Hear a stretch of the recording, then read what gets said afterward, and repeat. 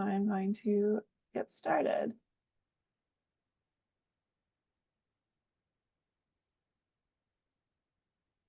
Right. Hi, everybody. Thank you for joining us here today. Today's webinar is on the topic of HOA, also known as Homeowners Association, Rule Compliance Essentials. Right. My name is Rebecca Welfley, and I'm a Customer Marketing Specialist at Condo Control, and I'll be your host and speaker for this session. I am also joined by my colleague, Maria Chocolo, and she is an Associate Product Manager at Condo Control. She'll also be speaking today as well as participating in the Q&A session. So before we get started with the webinar, I wanted to provide a few reminders. This webinar is being recorded. A follow-up email will be sent to all registrants with the recording link once it becomes available. And then after the presentation, we will have a formal Q&A session. If you do have any questions, please submit them at the bottom of your screen in the Zoom Q&A, and we'll do our best at the end to get to as many questions as we have time for. And then after the webinar, upon leaving the Zoom meeting, a survey will automatically appear in your browser to gather any feedback you may have and answer a couple questions. So on our agenda for today, we will start by discussing types of compliance issues, how to handle non-compliance and violations, and also effective enforcement strategies for those working in property management. After that, our guest speaker, Maria, will provide an overview and demo on some of Condo Control's most useful features for ensuring rule compliance, including the violation tracking and our architectural change requests features, and how these can be very helpful in your day-to-day property management. And then finally, we'll have the formal Q&A session. All right, so today I want to really start by going over the importance of upholding those community standards. And, these are essentially rules and guidelines established by homeowners association or HOA to maintain a certain quality of life and appearance within a community. So HOAs create and enforce rules for several reasons, and these rules are designed to really preserve, firstly, the value and well-being of the development or building, as well as the homes and facilities within the community. Rules also exist to keep residents safe and to set a standard of expectations for everyone. So, rules let people know essentially what is and what is not allowed. Finally, rules are made to keep the entire community happy and productive. They, discourage owners from blasting loud music at 2 a.m. or leaving junk all over their front lawn. And there are consequences for, breaking these rules, with fines being enough of a deterrent for most people. So, these issues can lead to, as I said, fines, warnings, and other enforcement actions by the HOA to maintain the community standards and regulations. And I'll get into these in more detail later. So, neighborhoods with well-enforced community standards, they're more likely to have higher property values, lower crime rates, and increased resident satisfaction, emphasizing the importance of upholding these standards. So, you could have thousands of people living in a planned community with vehicles, pets, trash, guests, and different values. These can create situations where the large association rules and regulations are broken both unintentionally and on purpose. So, what are exactly are some examples of these compliance issues or violations?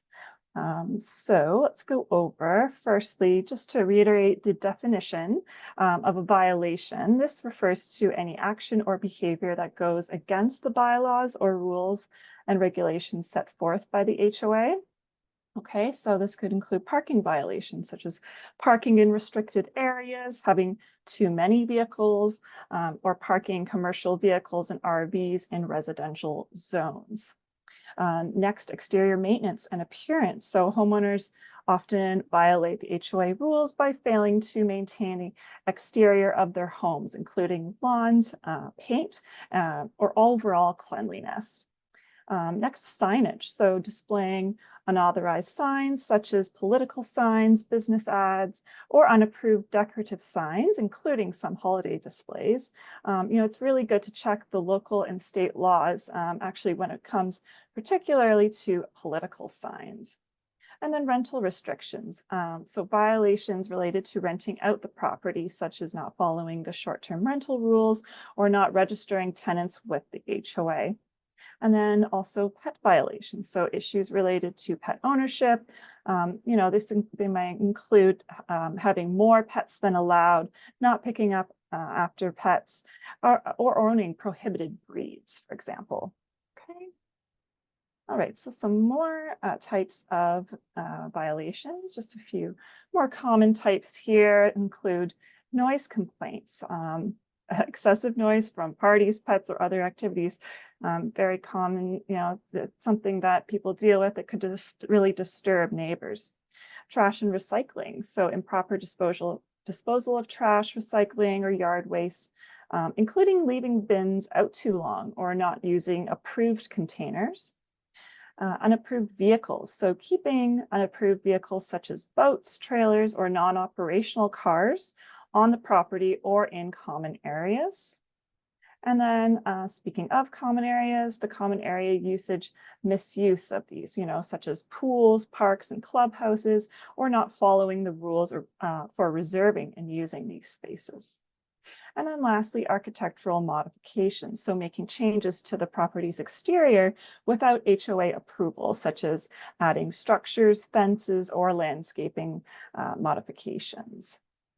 All right, so next we are going to conduct a poll to really, gauge our experience of our audience. So our question today is, what is your biggest challenge in ensuring HOA rule compliance within your community, or HOA's rules being followed? If you're joining us, please select an option from the list here. So the first option, enforcing rules consistently. So applying rules uniformly without any favoritism or bias, for example.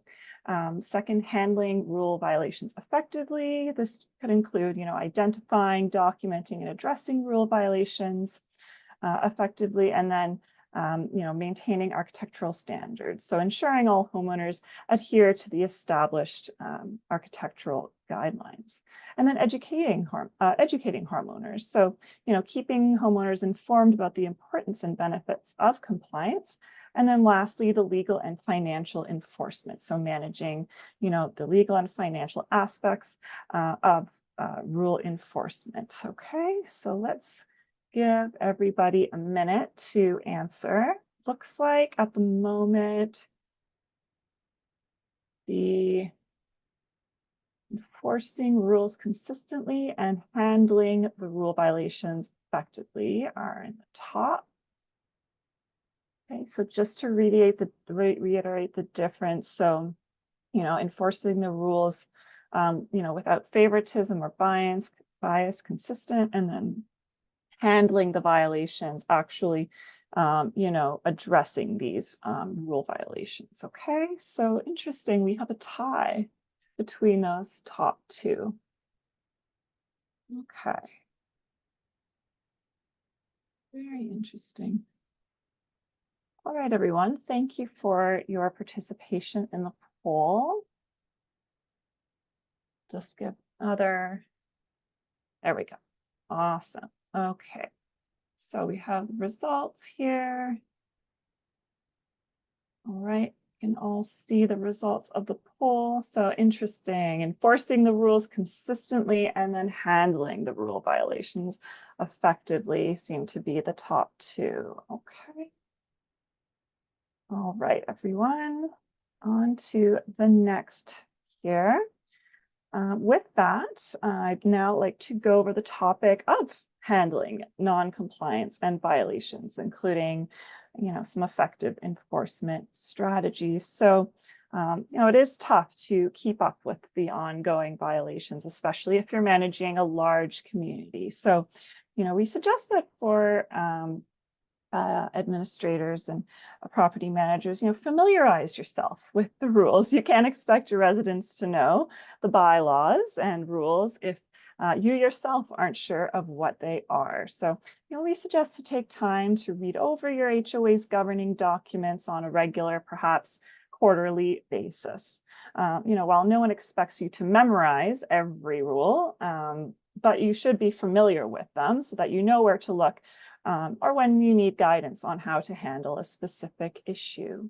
Otherwise the association ends up, could create unnecessary frustration for owners by, upholding archaic principles, and people strongly dislike rules that don't serve a purpose or are counterproductive. So next, it's good to have a formal system in place. So especially a formal method for issuing violations. So that includes the method of distribution and timing. And issuing violations as they happen can be draining and inefficient if your HOA doesn't have a formal system in place. And we'll get to that later on how software can help in this case.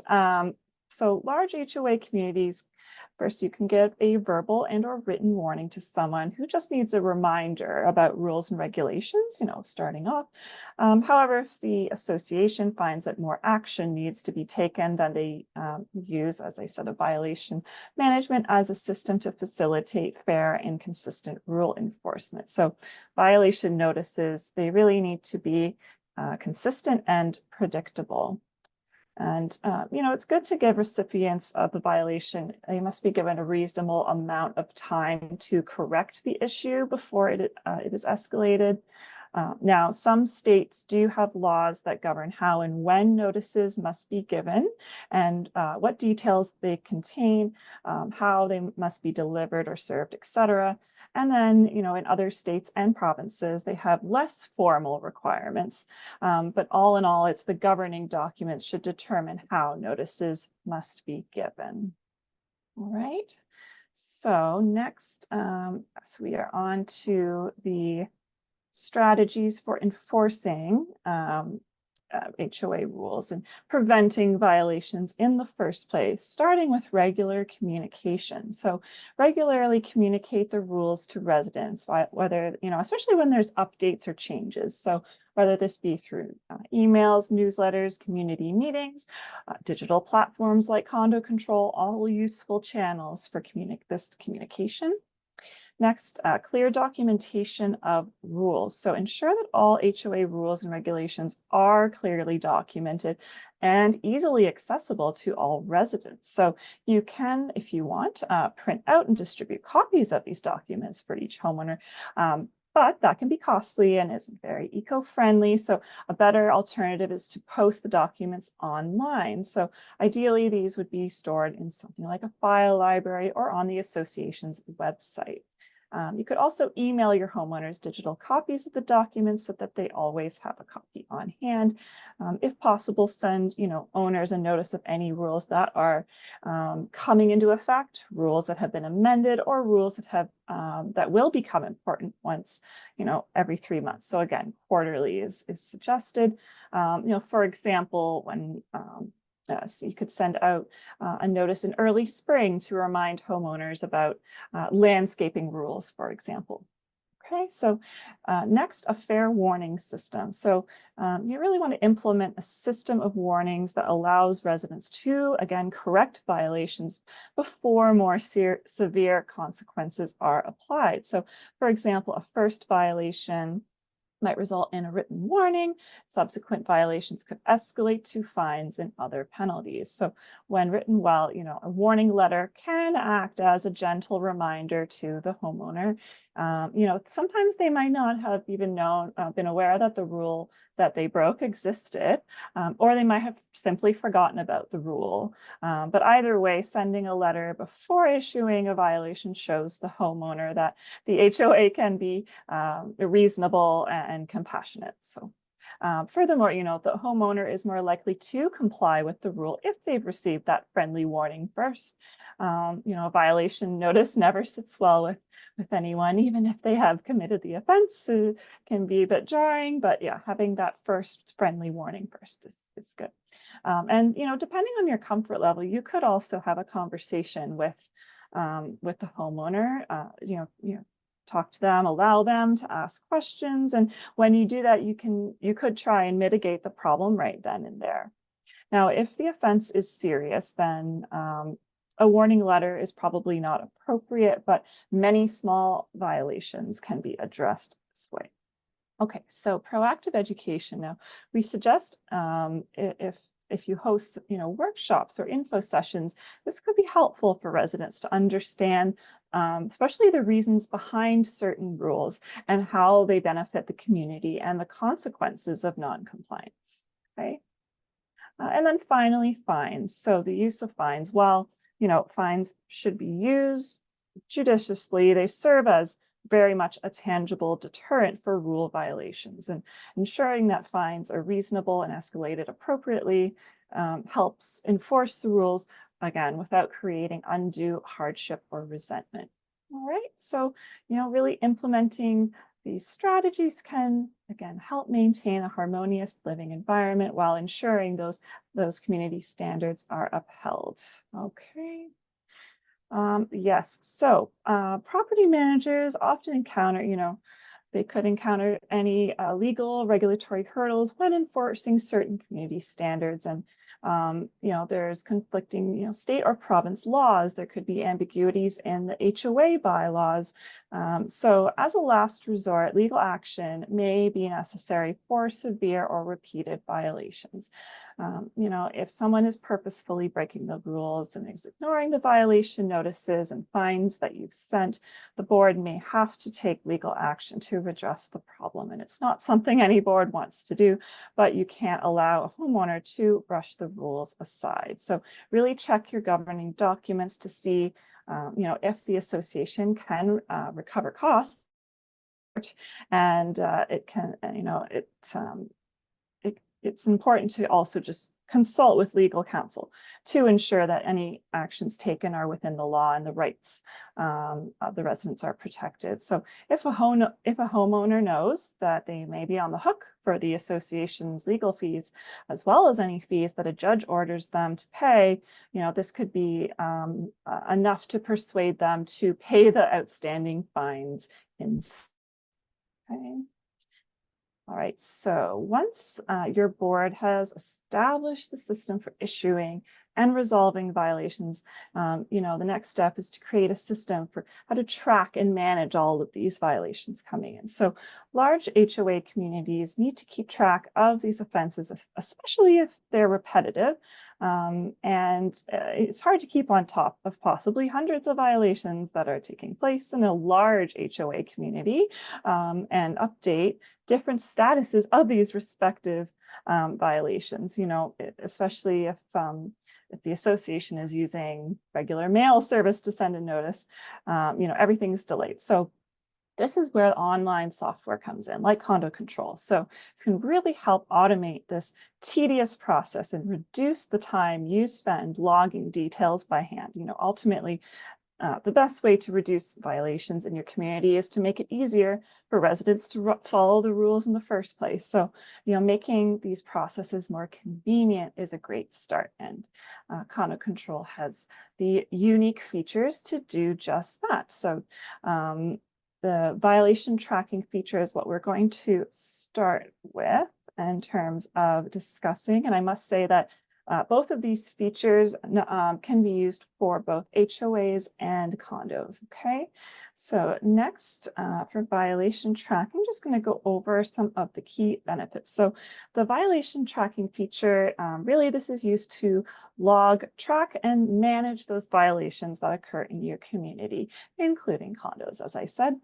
So administrators can set up customized violation categories or types.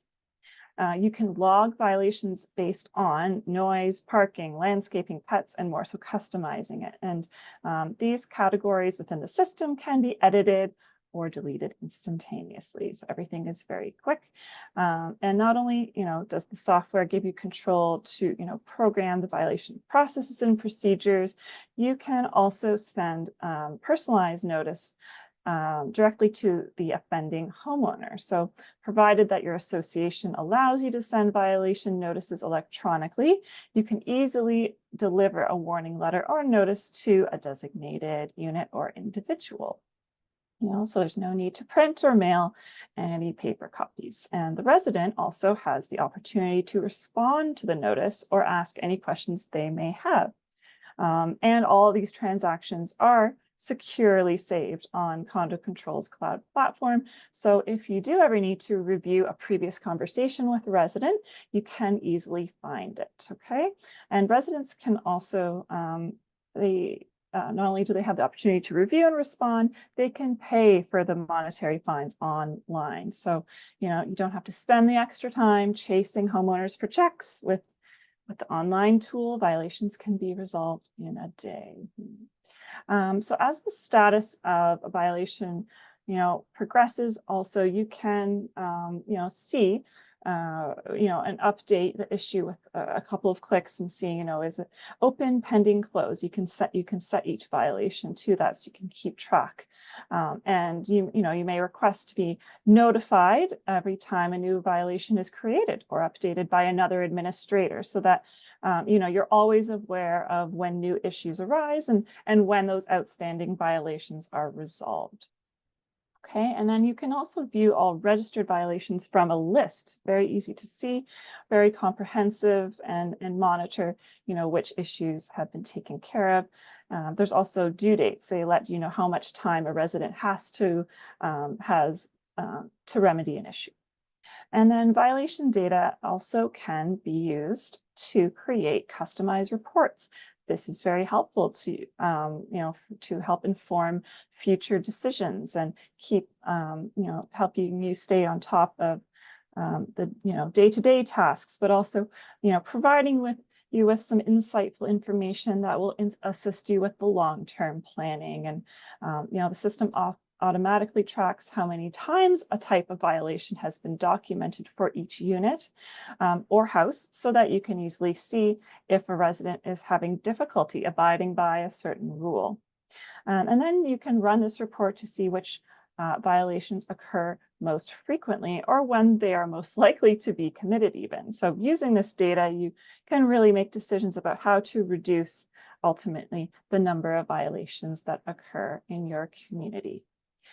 So now that I've kind of gone over the violation tracking features, Maria, I am going to pass it over to you, and I will stop sharing. She is going to just go through in real time the violation tracking feature. Hi, everyone. Thank you, Rebecca. Excited to be here chatting about our features that make HOA and condo management easier. So let's dive into the violation tracking feature, starting from the setup and then going into the reporting. All right. Can everyone see my screen? Great. All right, so we'll start with the setup, where we'll talk about three main concepts that help to automate handling of violation. So we'll be talking about violation tracking types, violation stages that each of the violation types go through, and then the violation templates.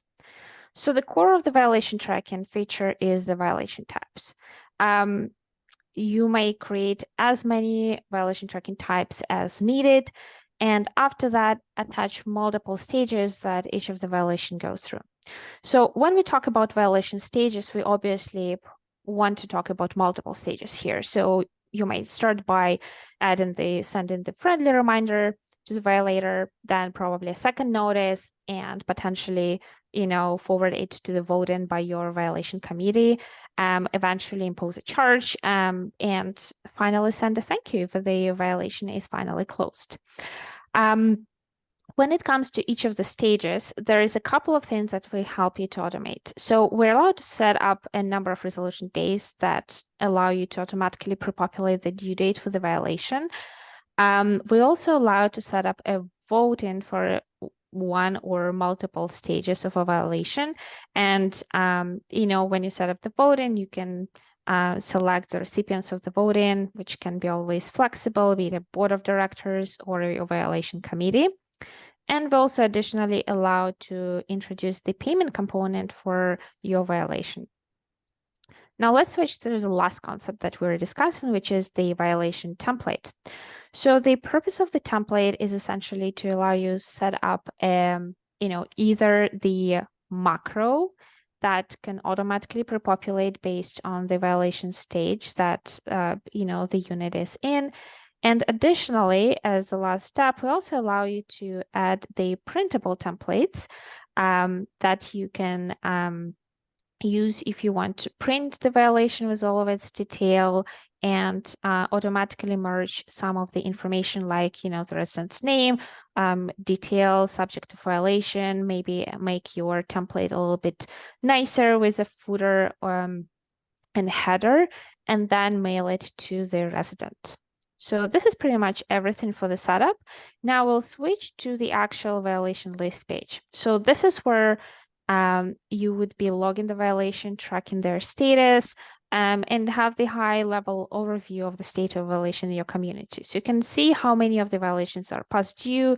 You can always filter the violation by the type, stage, creator of the violation, and additionally, sort all of the violation based on the last update. So if you want, let's say, to see which violations have been updated most recently by the residents, this is a way to go. So when you're starting to log a violation, there's multiple things that can be automated. So once you select the unit and you select the recipient of the violation, and then you would go to selecting, let's say, type of the violation, you will see that the details section already pre-populates with all the details that we established in the macro. And based obviously on the status of the stage of the violation, the details change. Once the violation is saved, the notice goes to the resident. They can always log into conduct control, respond to the violation, asking questions or following up. And, in case this does not happen, this is when you would go to conduct control, open the violation that was previously logged, kind of check what information was sent out, and then if needed, log the next warning. So our system allows you, to select what is the next stage for the violation, add a particular update, save the update, and later on follow up with the resident on that. So the last piece that I wanted to touch base on is reporting. Our system has a lot of reports. Violation feature is obviously included into this reporting capacity, and we're allowed to you to have the overview of violation activity summary with what are the trends in a particular time frame, which violation type is like most popular in your community. And then the other two reports allow you a more detailed overview of the violation, including, the list of all the units that have the violation issued against them, what is the most recent update them, what is the due date. And as with any report in our system, you can always filter and sort this functionality there. So this covers the main aspects of our violation tracking feature. I will hand it off to Rebecca to discuss a little bit more about the mobile aspect of this feature, because violation tracking is something that you can log in both from the web and from the mobile app on the go, and the feature is fully compatible. Okay, off to you, Rebecca. Thank you, Maria. All right. So, as Maria said, the feature can be used on both the app or online, desktop and the mobile app. So here we are. So if users are interested in the app within, when you have it on your phone, go to violation tracking, go to list. Usually this is at the top left corner. It will show essentially the list of the violations. Okay, so this is what the screen will look like. And then if you want to create a new violation, this can be done on that screen that I showed. There's a navy blue plus sign at the bottom of the app page. And once that is clicked, it takes you to this new violation page where you can fill that out. And then as well, there is mobile tracking. So within the violation tracking app, if you go to map up in the top left corner, you will find this map. And if you go to the info letter I, it will show you the legend as seen here. So for example, in this case, someone on Wright Avenue got a first warning letter. Another person, it got multiple violations. So it really is useful to see from, this kind of view where the violations are occurring. Maria, did you want to add anything more to? No, I think it pretty much covers. Again, the mobile talks to the web. You can always just on the go kind of see the violation, take a picture, create a draft, and then later on, once you're in the office, you can finalize the violation and issue it for the resident. Exactly. So that was violation tracking. Our next key feature we want to highlight today is architectural change requests. So this feature is used to register, process, and approve specifically architectural change requests submitted by owners. And the architectural request, must say, is part of the larger service request feature, but management can filter requests so that they only see the architectural or renovation requests when they need to. So really useful to just have it all in one place. It can be the request can be reviewed and revised from a single list. And if applicable, you can add an auto response that will appear when a resident selects the architectural request option. This could include instructions or details about specific requests, which can help residents complete the requests even on their own. So if there's time-sensitive requests, these can be approved or denied online. Residents don't have to come into the office to collect or drop off forms. Any authorized staff or board members can view and add public or internal comments to requests and can approve or deny requests from the platform. Super easy. That way they don't have to meet in person. As we said, it can be all done online. Administrators assigned to this request will be notified when they received a new or updated request, and it's also possible to charge the fee through this feature if payment is required. By promptly addressing the requests, the boards, it really helps the boards remain in compliance with rules governing response times, and owners are less likely to proceed with unsanctioned projects. All right, so next I am going to pass it back over to Maria. She can give an overview of this wonderful feature and what it looks like on the platform. Thank you, Rebecca. All right. So as Rebecca mentioned earlier, architectural change request is fully integrated into our service request feature. So quickly go through the setup, then request creation, review, voting, and the reporting processes. So let's talk about setting up the feature. The architectural change request is one type of the service request that allow to add approvers if there is a voting required. So we would assume that your community might have a special committee that is focused on reviewing the architectural change request. So you might want to add those users as approvers when you set up the feature. You can always update those approvers if something changes. And then in addition to that, setting up the architectural change request, you might also want to add additional custom fields of different types. So for example, you might want to ask residents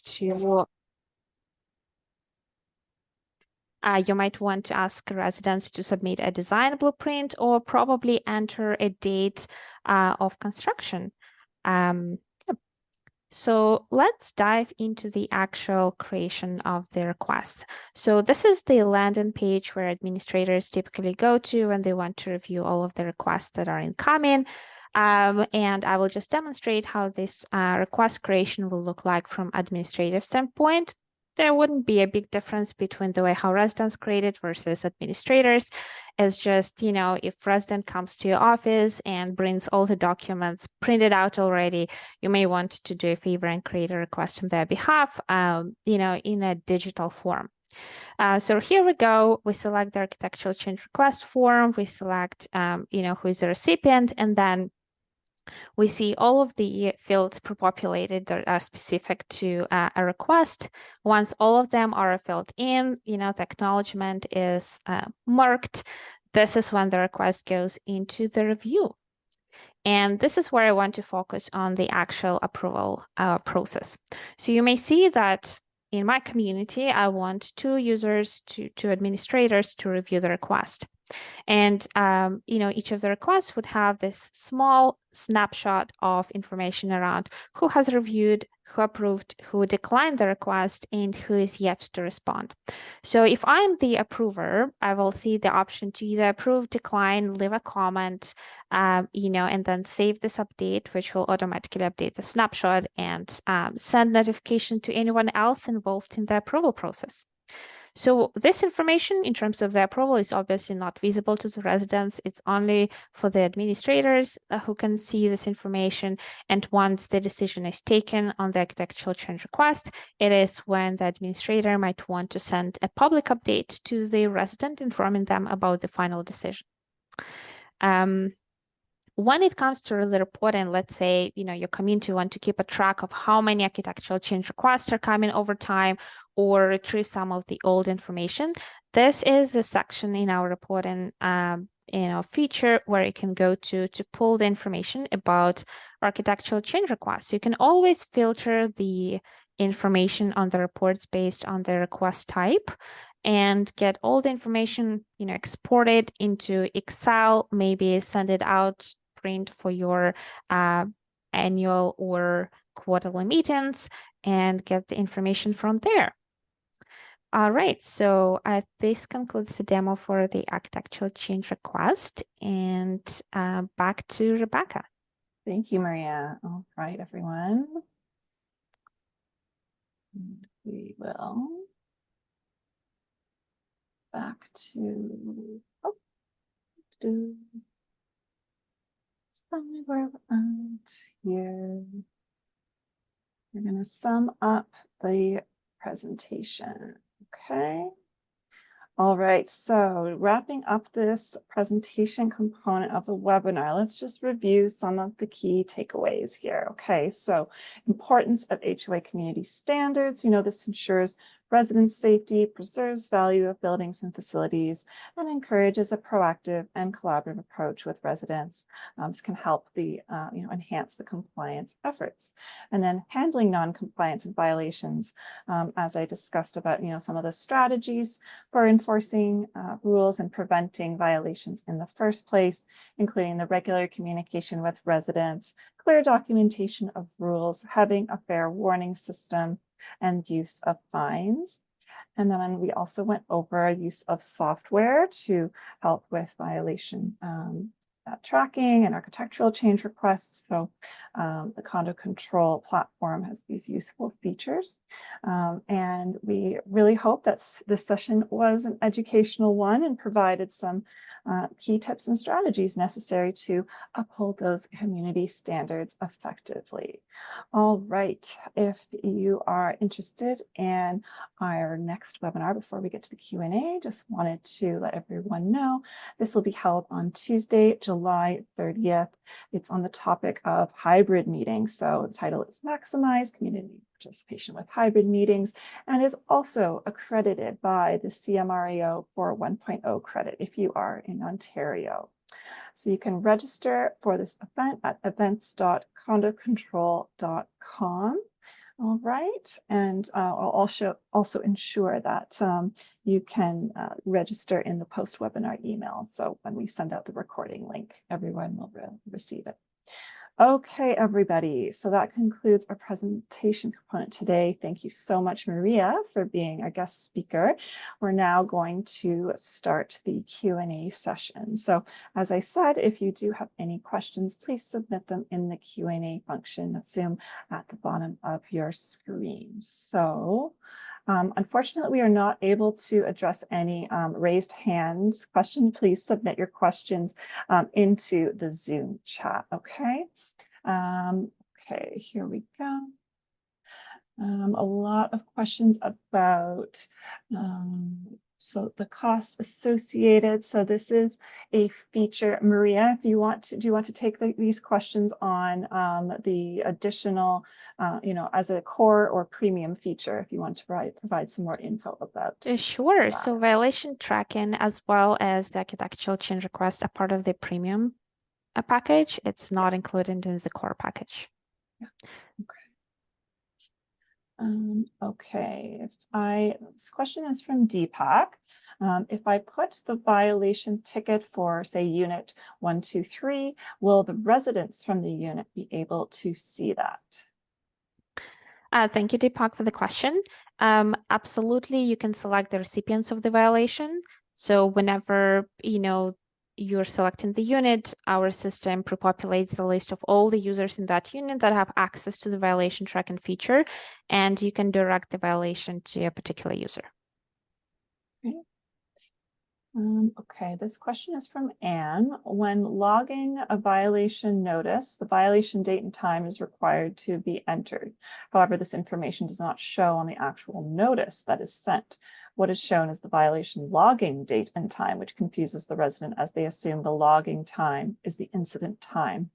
Can the incident time replace the logging time in the notice? Excellent question, Anne. And I do recall seeing this request in our feedback form suggestions. This is somewhere where the product team goes fishing for a really great suggestion for improving our features.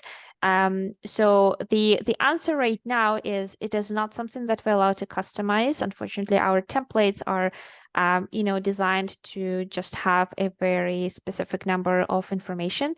Yet, I do recall this being one of the highly voted items on our feedback forum to specifically indicate the incident date instead of the date violation is logged in. So this is something that we definitely consider for our future improvements.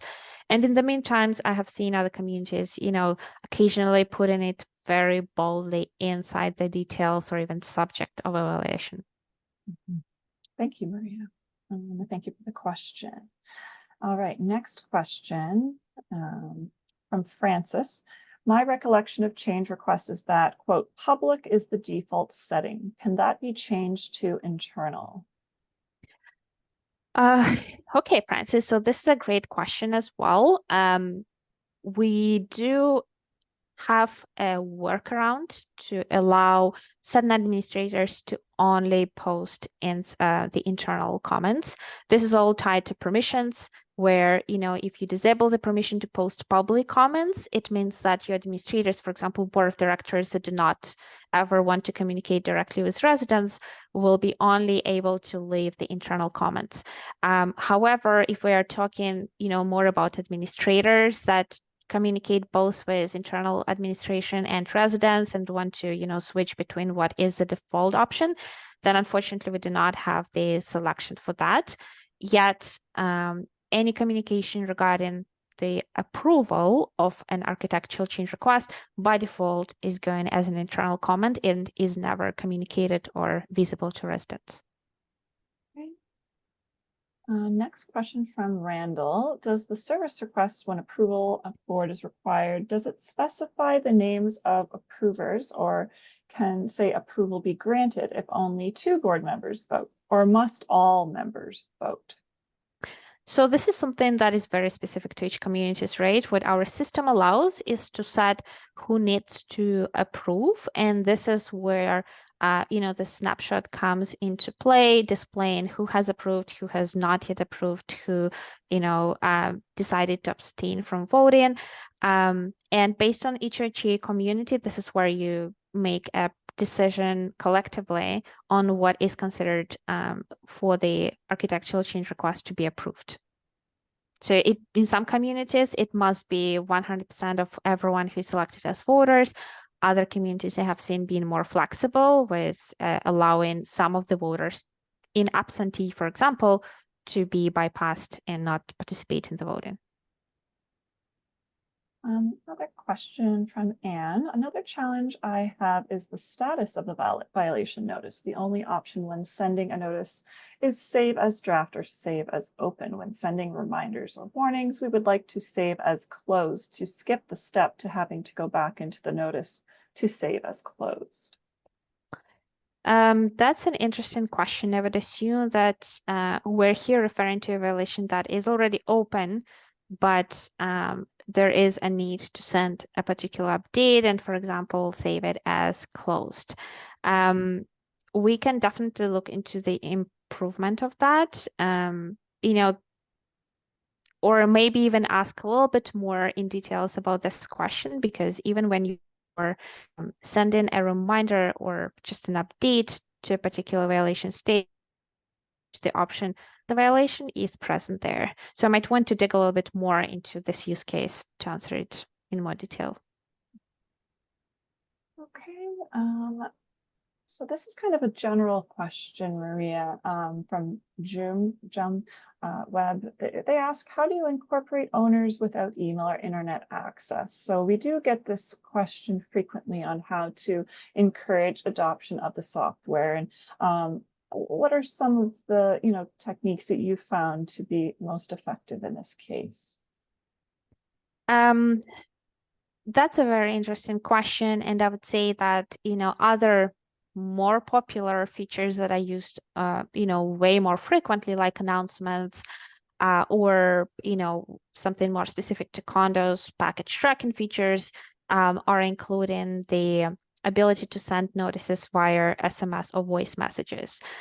We do find it more useful to be used in emergency situations, and violation tracking feature has not yet accumulated that much of a feedback to have voice or SMS notification incorporated there. In addition to that, the notice, to read the notice through SMS is probably not as convenient as reading an email.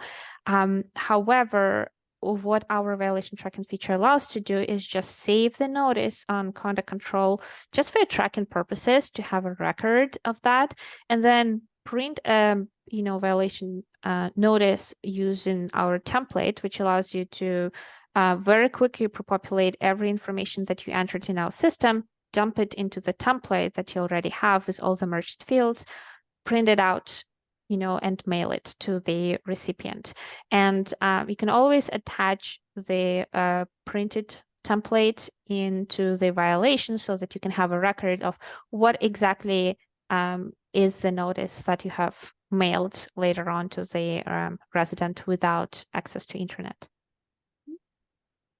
Okay, this question is from Terry. I don't see the list/map feature in my mobile app violation tracking. Can you review again on how to get to it? Yes. Okay, Maria, do you want to go through this? Should I go back maybe to that slide? It might be also helpful. I think the main question here, Terry, would be around whether this feature is included into your package or not. If the feature is included and you're able to see it on your web version, then there should be no restrictions around seeing it on the mobile. So, if we can reach out to you after the meeting to see the settings and enable it for your community, we will be more than happy to do so. Yeah, exactly. Okay. This question from Jean-Claude. Where can we get details on macros in service requests? Say someone wants to ask a permit for some renovation, and additional forms will appear based on the type of renovation. Sure, excellent question. So macros have proven to be a very useful feature in content control. And this is something that, you can always set up inside the system for a specific service request type. So maybe I can even very quickly share my screen one more time. Oh, sure, 1 second. If we have enough. Yeah. All right. Okay, so this is where the setup is, and we have a section for macros. So whenever you are adding a macro, this is something, that can be added on a generic basis. So when you're responding to a service request that was submitted by a resident, then you can very quickly pre-populate this information under the macro section, and then you don't have to type when you're responding to that. So just to quickly demonstrate that, if let's say you have a service request and you click use a macro, this is where you'll see the list of different macros that are attached, and you can quickly enter it. All the information is populated here. All you need to do is just to click, save and send the update to the resident. Another point to that is probably, more of an introductory text to the service request. So let's say you want the residents, whenever they are submitting a service request, to see a very quick response, which will give them a lot of information before they even start submitting the request. So this is something that you also might want to consider. We have seen a lot of communities almost dumping tons of information there, including links and links to even files located in the file library within Content Control. So it proved to be a pretty useful feature. Off to you, Rebecca. Perfect. Thank you, Maria. Let me just go. All right. Back to our questions. All right. There we are. So next question from Bob. For architectural requests, can we create explicit, multiple required and labeled checkoff steps for different parts of the workflow? For example, electrical, plumbing, HOA approval, etc. Multiple required and labeled checkoff steps. So that's a very good question. And I almost want to immediately ask a counter question in terms of who this checklist will be for. If we're talking here about residents that are supposed to submit all the information, then absolutely you can set up different, custom fields with a type checkbox. And then when the resident is submitting or updating a service request, they have the option to mark the checkbox, informing them about, okay, this one has been done, or this is the date when it's done, etc. And now when we're talking about if we're talking about a different side of things, like a kind of a post-approval process where the resident already got the approval for their request, and then they want to mark or inform you about what work has been done as per approved plan, then this might be a separate process, and it might just as well be accomplished by extra custom fields or simply by sending updates to a service request. So again, if this does not necessarily answer your question or your workflow is different, I'm more than happy to elaborate more after the webinar. All right, next question from Kim. In our association, all residents vote to decide whether to approve or reject a proposal. The board of directors has no final say. How might Content Control be used to facilitate this kind of approval process? Thank you for the question, Kim. And this has been, again, one of the requested features, proposed features in our feedback forum, where the ability to vote should be delegated to residents. Unfortunately, right now we are separating the voting capabilities to be designated specifically for the administrators, mainly because they are the ones that are seeing all the internal communication, history records, and kind of like more insight, as well as receive more notifications. But going forward, we might be considering to think of a workflow where the residents could be involved in the voting process as well.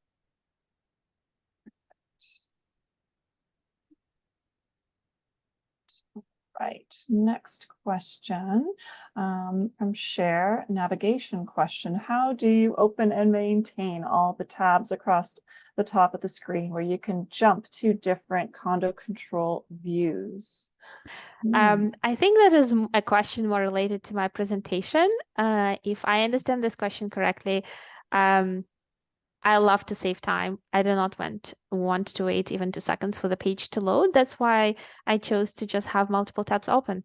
Totally, makes sense to just have everything in one screen. I'm just a time saver. All right. Another question from Bob. Can owners continue to upload documents, for example, external inspection approvals, throughout the architectural project?